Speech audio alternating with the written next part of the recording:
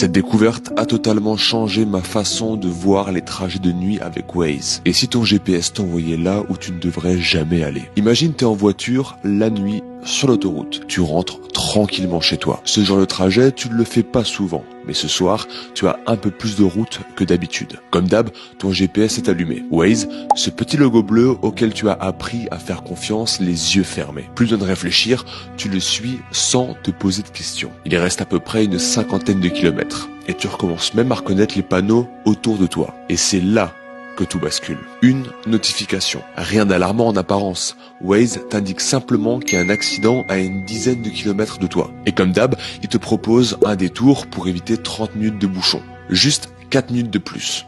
Donc tu acceptes. Et si tu ne l'avais pas fait? Tu suis l'itinéraire et tu te retrouves sur une route de campagne plongée dans le noir. Aucune lumière, aucune voiture, rien. Tu jettes un coup d'œil à ton GPS et l'écran est figé, car tu n'as plus de réseau. Tu relèves les yeux.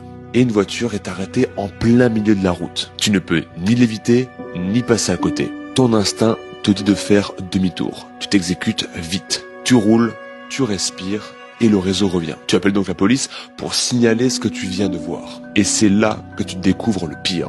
La personne téléphone te dit que ce genre de méthode, elle est connue. Des groupes de criminels déclarent des faux accidents sur Waze. Leur but, te faire sortir de l'autoroute. T'envoyer sur une route isolée, sans réseau, là où personne ne peut t'entendre crier. Tu t'en es sorti cette fois.